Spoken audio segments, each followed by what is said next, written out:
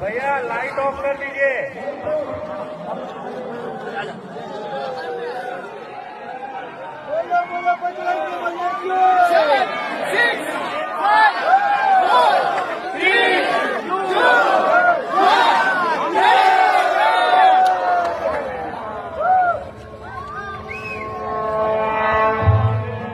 సర్వ మానవాళికి రక్షకుడు, మనకు కొండంత అండగా నిలిచేవాడు, మనసులో తలచిన వెంటనే గుండెల నిండా ధైర్యాన్ని నింపగలిగే మహాయోధుడు, అభయహస్తంతో ఎల్లవేళలా మనల్ని కాపాడే ఆ పవనపుత్రుడి ఇప్పుడు మనసారా స్తుతించుకుంటూ శ్రీ పంచముఖ ఆంజనేయ స్వామిగా అవతారమెత్తిన కథ దృశ్య రూపంలో తిలకిద్దాం రండి.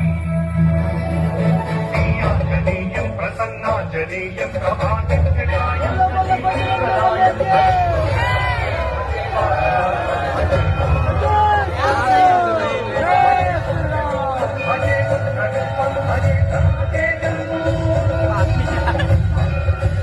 అది రామాయణ మహాయుద్ధం.